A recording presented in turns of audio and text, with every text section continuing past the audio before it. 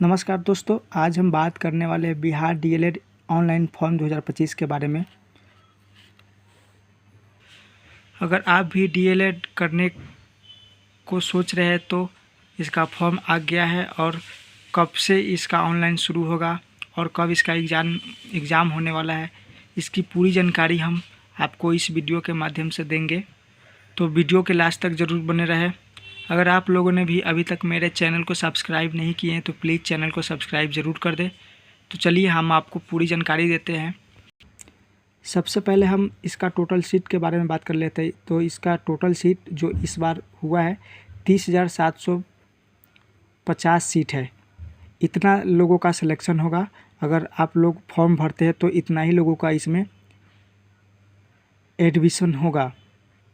अब हम बात करते हैं कि इसका योग्यता क्या होने वाला है। तो इसका योग्यता है, अगर आप भी 12 पास कर चुके हैं तो आप डीएलएड कोर्स कर सकते हैं और एंट्रेंस एग्ज़ाम में आप भी बैठ सकते हैं। अगर आप ईबीसी और जनरल और ओबीसी से आते हैं तो आपको कम से कम 50% मार्क्स लाना ज़रूरी है। और अगर आप एससी एसटी कैटेगरी से आते हैं तो आपको इंटर में कम से कम 45% मार्क्स होना ज़रूरी है, तभी आप इस फॉर्म को आप फिलअप कर सकेंगे।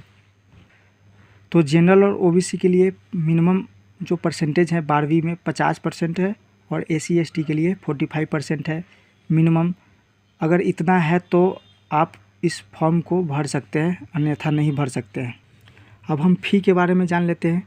अगर आप जनरल, ईबीसी और बीसी और बिहार में ईबीसी कैटेगरी होता है, उन लोगों के लिए है 960 रुपया। इनका जो फ़ी होने वाला है 960 रुपया चार्ज लगेगा। और एससी एसटी और पीडब्ल्यूडी है, इन लोगों के लिए 760 का चालान लगेगा। तो आप जनरल और ओबीसी कैटेगरी से है तो 960 रुपया लगेगा और एससी एसटी से कैटेगरी से है तो आपको 760 रुपया लगने वाला है। एज लिमिट के हम बारे में बात कर लेते हैं। तो मिनिमम एज इसके लिए 17 ईयर्स होना चाहिए और मैक्सिमम का नो लिमिट, यानी मैक्सिमम का कोई सीमा नहीं है। और यहाँ पर आपको एक बात और बता दें, अगर आप 12वीं पास करके डीएलएड कोर्स कर रहे हैं तो आप 1 से 5 क्लास तक का टीचर बन सकेंगे। और अगर आप कहीं ऑनर्स करके यानी ग्रेजुएशन करके डीएलएड का कोर्स कर रहे हैं तो आप 6 क्लास से लेकर के 8 क्लास तक के लिए आप टीचर बन सकेंगे। यानी आप 12 पास करके डीएलएड कर रहे हैं तो आप 1 से 5 के लिए फॉर्म भरेंगे टीचर्स के लिए। और अगर आप ग्रेजुएशन करके डीएलएड कर रहे हैं तो आप 6 से 8 कक्षा के लिए आप शिक्षक बनेंगे। और आगे बात करते हैं इसका अप्लाई का जो डेट है। अप्लाई आपको 20 जनवरी से स्टार्ट होने वाला है और 20 से लेकर के आपको 30 जनवरी तक इसका ऑनलाइन अप्लाई का प्रक्रिया रहेगा। यानी 20 जनवरी से लेकर के 30 जनवरी तक आप भी इस फॉर्म को भर सकेंगे।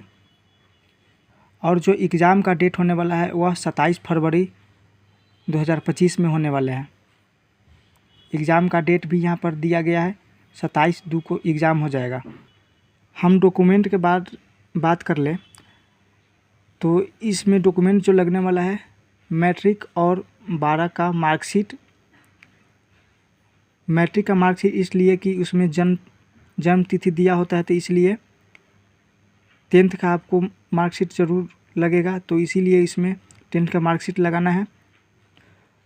और 10th का और 12 का यानी 12 का सर्टिफिकेट, 10 का और 12 का मार्कशीट और 10 और 12 का सर्टिफिकेट दोनों इसमें डॉक्यूमेंट के रूप में लगने वाला है। अब हम सिलेबस के बारे में बात कर लेते हैं। इसमें टोटल क्वेश्चन 120 होने वाला है और जो 120 क्वेश्चन होगा पर क्वेश्चन 1 नंबर का होगा और टोटल मार्क्स जो होगा 120 नंबर का होगा। यानी 120 क्वेश्चन 120 मार्क्स का होगा। और एग्ज़ाम का जो टाइमिंग है 2.5 आवर होने वाला है, 2.5 घंटा होने वाला है, यानी 2.5 घंटे का एग्ज़ाम होगा।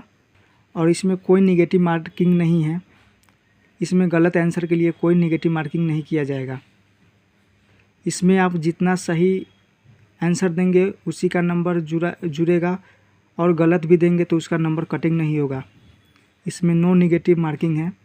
क्वेश्चन के बारे में एक बार बात कर ले तो जनरल हिंदी से 25 नंबर का क्वेश्चन पूछा जाएगा, इंग्लिश से आपको 20 नंबर का क्वेश्चन पूछा जाएगा, उसके बाद मैथ से 25 नंबर का क्वेश्चन पूछा जाएगा, उसके बाद साइंस से 20 नंबर का क्वेश्चन पूछा जाएगा, और जनरल रीजनिंग जो रीजनिंग होता है उससे आपको 10 नंबर का क्वेश्चन पूछा जाएगा, और जीके और जीएस से 20 नंबर का क्वेश्चन पूछा जाएगा। यानी टोटल जो क्वेश्चन होगा 120 होगा और 120 मार्क्स का होगा।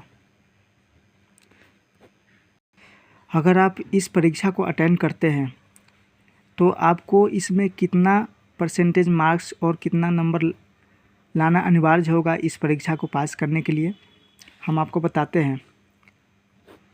अगर आप जनरल से आते हैं तो आपके कुल मार्क्स का आपको 35% लाना अनिवार्य है, तभी आप इसमें पास हो जाएंगे। यानी कुल मार्क्स का 35% अगर लेकर आ गए तो आप परीक्षा पास कर गए। और बीसी, ईबीसी और एससी एसटी से आते हैं तो टोटल मार्क्स का आपको 30% लाना अनिवार्य है। यानी जनरल वालों के लिए 42 नंबर और एससी एसटी ईबीसी के लिए 36 नंबर अगर आप लेकर आ गए तो आप पास कर गए।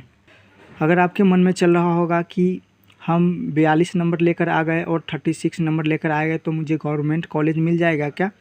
तो ऐसा नहीं होगा। आपको गवर्नमेंट कॉलेज उसी आधार पर मिलेगा कि आप अच्छा स्कोर करते हैं, तभी आपको गवर्नमेंट कॉलेज मिलेगा।